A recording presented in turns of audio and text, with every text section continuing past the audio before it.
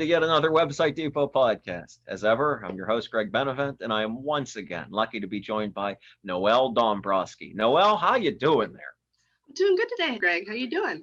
Oh, I'm doing great. I mean, this is, I feel like we've said this like 3 or 4 times on here, but it's like, it finally sinks in like, hey, you can go back to things. I mean, I know we're having trouble with variants and all it is, I got vaccinated. You wear the mask when you feel uncomfortable and, more or less get through. So it's been great. As I say, so many other places, the best day out there, the worst day out there is better than the best day in here being the Zoom, the thing where you're watching, and we're very glad that you're doing that. I don't mean to talk that down, but yes, on that same note, I know when we were talking before this, you're talking about what we're going to talk about today. I remember thinking, wow, you had a really good idea for this one.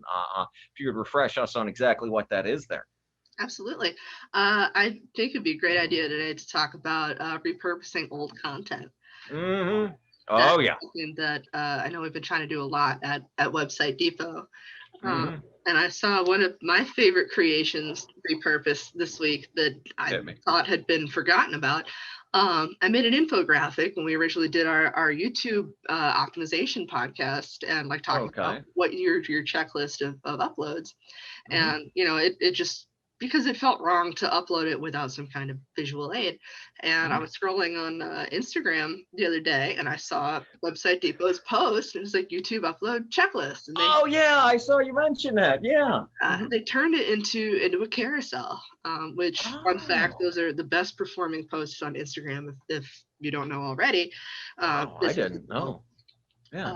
For a couple different reasons. One of them is if you have different images, every time that pops up in the feed, it'll show a different like hero image. So there are chances to catch people who didn't swipe through before. If that first picture didn't do it, the next time they see your post, when it's that second picture, third picture in the carousel, that might be the one to get their attention. And then they're like, oh, so it's almost like second chance marketing in a way.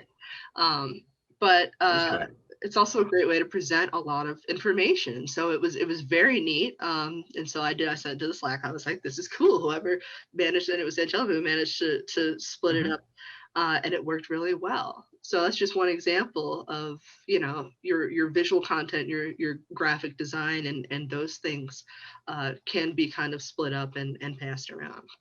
Mm-hmm. No, I love that. And it's also because, I can't speak to exactly when that original post or that original content was put together, but I feel more than reasonably confident in saying that, carousel on Instagram was not a thing at the time. So if you're looking for something, how can we deal with this new thing? How can we get on this new thing? Especially because we talk so much about TikTok here. What with that, we offer those packages now is that, you don't have to come up with something totally new for all these things. Go back and look at what you have. I mean, odds are of the content on your site, somewhere in that is something that can be repurposed. Maybe it can be added to, maybe you can even trim it a bit. Maybe you have to update some factors or some, one piece of information or another, but there's something in there that is at least a start. You're never coming to it with a totally, to use an analogy, it's never a totally white page you're beginning from. You always have something from which to begin to build. Absolutely. And it gets the most out of your web. If you have writers writing, if you have blog posts, an example is the empathy and marketing blog that you had done that we turned into a video. Right. It can be just a matter, I think that, if it's just you, if you're self-marketing alone, that yes, you have to kind of do this stuff on your own. But if you have a team, if you have a graphic designer, if you have, you can just send it to them, and there are people that and half the time can do that, can turn it into the carousel, can turn the video person can take the blog and make it into a vlog. And frankly that's part of the reason. I mean, I doubt we have to preach too much to convert it here on the Website Depot podcast, but that's really a big part of the selling point of us is that if you're doing it, we can handle all that kind of thing for you. Like, you don't have to go out and hire people. You don't have to bug your friends and family or go on some site with some goofy name and talk to some freelancer that really doesn't want to help you, but just wants to eat a sandwich that day. Like, you can deal with all of this, we can handle all that for you. But yeah, I was just thinking about that. Just I was one of the blogs I did this week on I think it was this week, and the same topic was I was just reading some fascinating thing about some group put out, that made a documentary about a half-hour documentary about what goes into cherries, growing cherries, picking cherries, raising cherries. And they should have talked to the cherry pickers, and they talked to the professors. I believe it was University of Texas A&M, and think of how much that can be repurposed now.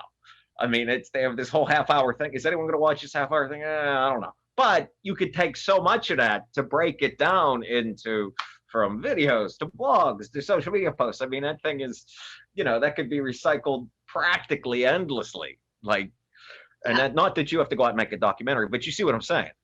Absolutely. Yeah. And in terms of, if you watch a lot of TV, 30 minutes doesn't seem like a lot of time. Doing repurposing content, 30 minutes is a lot of time. It's like a novel. For a year. Yeah. It is. It's a lot, and I think there's two ways to look at it. You could either be very gung-ho and be like, yeah, we're going to do that giant thing, or you could take it, one bite at a time. Yes. Like you said, you don't have to do the 30-minute documentary, but what that teaches you to do is to be economic.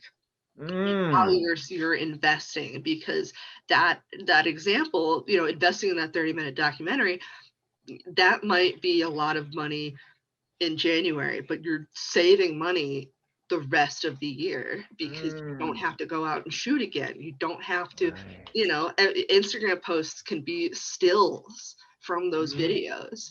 It can be so many different things. So, it's just a matter of, if your company is having an event, if you're shooting something, get the most out of it. Don't just shoot for that moment, shoot for the future. And just you can do that with your content as well. It doesn't just have to be video. You can write with that in mind. You can create infographics with that in mind. No, I love that. I agree with every word of that. The only thing I would say to that is that, like, while that's a really great idea, shoot with the future in mind, right? With the future in mind, all that.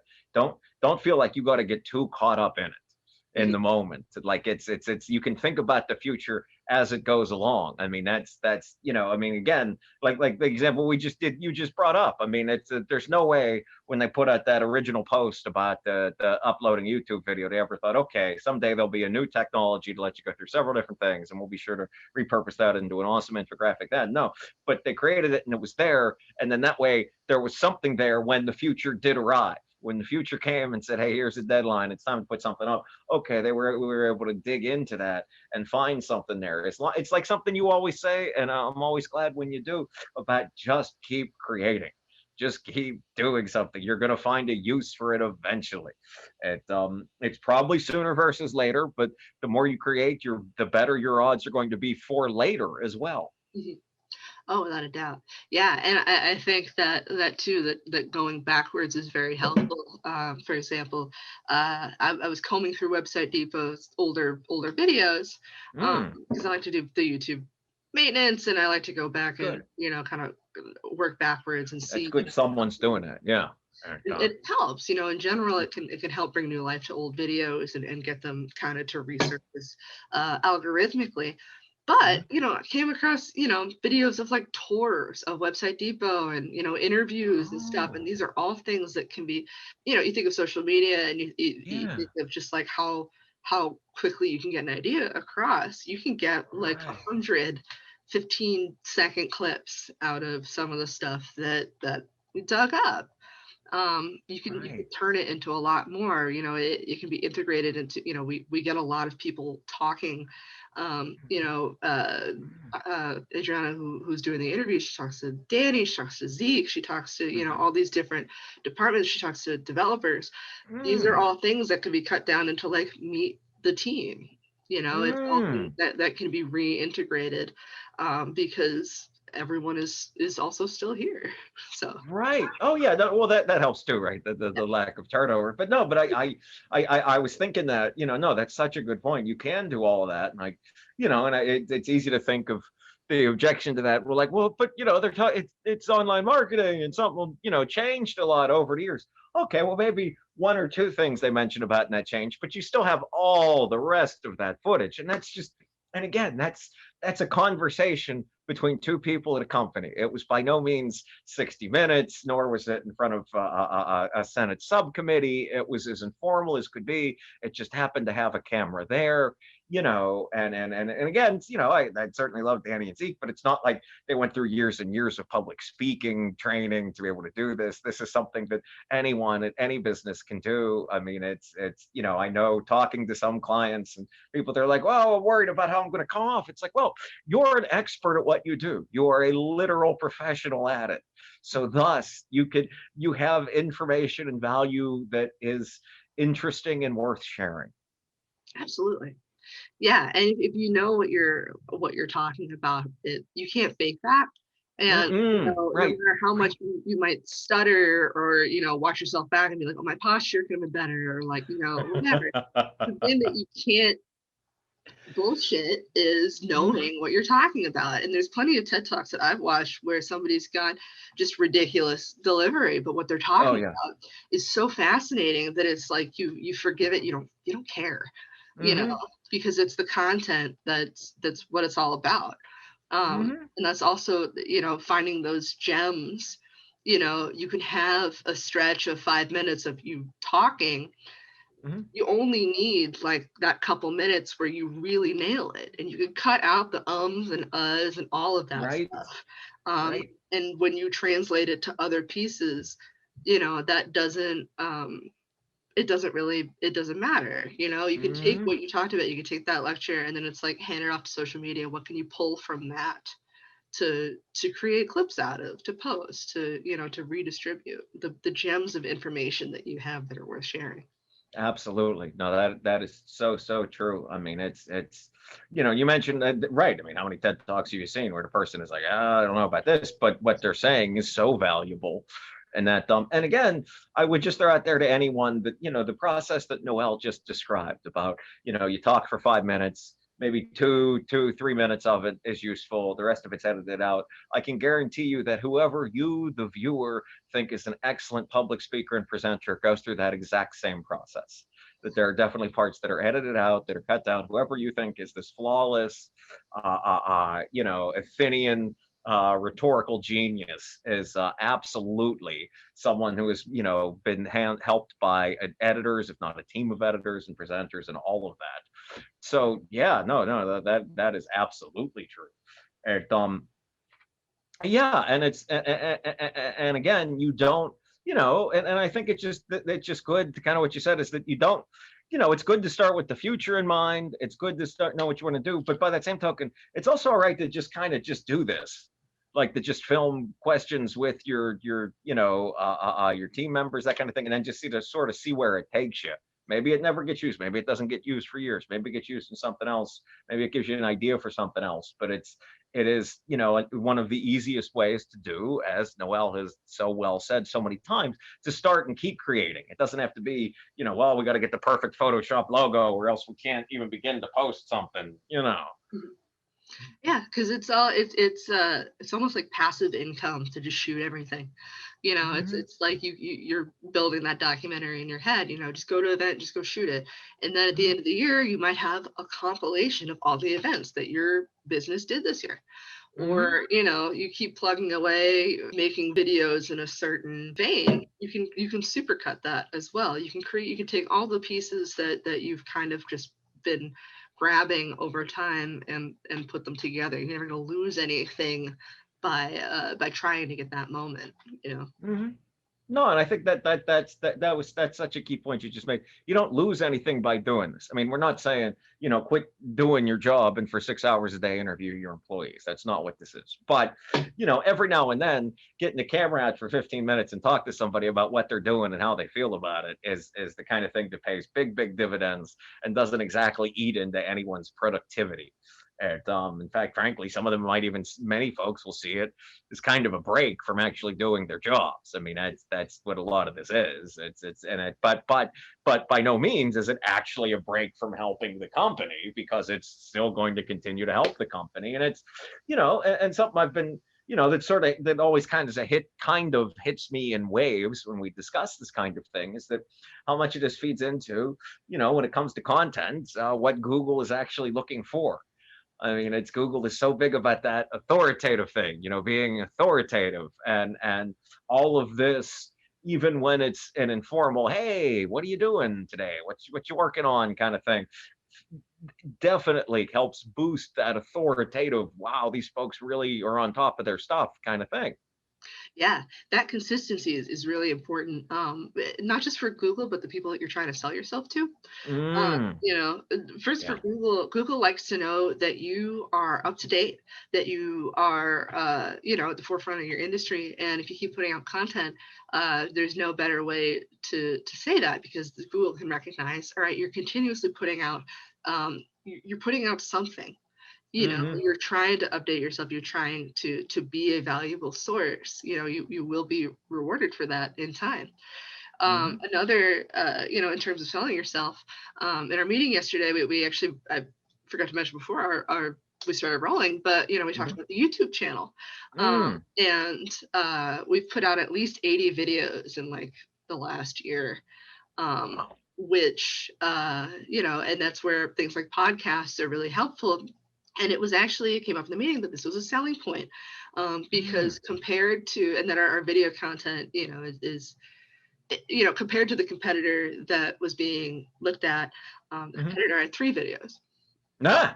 on their page. And Danny said it best. He's like, you can't fake YouTube. Somebody had to make those videos. It's true.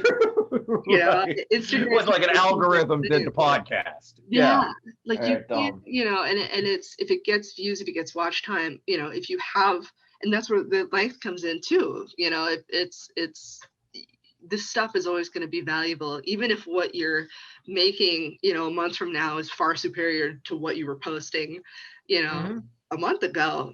Keep it. That volume is powerful, and that visual is great. And then you can go back to the old stuff that's kind of meh, figure out Mhm. how to amp it up. Right. And then to tie back into what we said at the beginning, then that old stuff and the process of that you weren't so big on, that, yeah, the process of amping it up, that's where whatever the next generation of the carousel comes in, or or I mean, the Twitter fleets are no longer with us, but whatever the version of that hits, that's where the stuff that was, you're not so proud of way back in the catalog there, that's where it can step up and really get its time to shine. Absolutely. Mhm. Yeah, I mean, it feels like a fairly extensive discussion. Do you have any Yes. any other I, stuff? I I was about, no, you beat me to it. I always ask that last question. Do you have anything else to say? Because that's the one thing I know about journalism. I read that, I forget who it was from, but some famous reporter said that's always the last question asked. Is there anything else you want to say? Because they were talking, I don't know, some giant politician figure, and then that was, of course, where they told the big thing that broke loose the other thing. Not that this is the opposite. We said everything, and now there's literally nothing else to say. So we've covered this extensively. I think, yeah, I mean, this is, and this last little piece of the conversation, maybe this doesn't get used, or maybe it gets used somewhere down the line. That's what we're talking about. This fun kind of thing. It really can be that simple, folks. It really can. That's actually a great point, because the thought I had, the blooper with the stuffed animals on the Right, bed, I because was that was like, hilarious. Hello, and welcome to yet another Website Depot podcast. so sorry. Wait, I just realized no, the stuffed animals are. I didn't see any stuffed animals. I Oh, I saw can no see them. stuffed animal. Oh, So, you can see. Oh, okay. yeah, That's I'm like, that's I don't need to be photo bombed, but okay. Just uh, so we're clear, that's rarely that something starts good with, I got to move the stuffed animals. I don't see any stuffed animals. Well, I see them. That's rarely a good conversation. the Yeah. thought I had, I was like, oh, could we do a blooper reel of all the podcasts? Right. Like, Right. oh, I'm Right. gonna go look for all the podcasts. So like, there's Hmm. an example. The stupid, silly things like, oh, they Hmm. took the stuffed tiger off the bed. Hmm. I don't know. Like, those are all. That's why it's also helpful to keep everything. You can go find those in between Right. moments and do something Right, with it. exactly. So yes, so you, gentle viewer, want to keep watching these in hopes that you too can someday see the blooper with the stuffed animals. because frankly, I didn't see the stuffed animals, and that was a part of how we had to deal with it at the time. So that's Oh my God. I feel like well, this was a comprehensive podcast. This covered it all. We covered it all today. All right. Thank you so much for coming on, Noel. Thanks for having me, Greg. Always. Always. All right. On behalf of Website Depot, my name is Greg Benevent. Take it easy. Have a good night.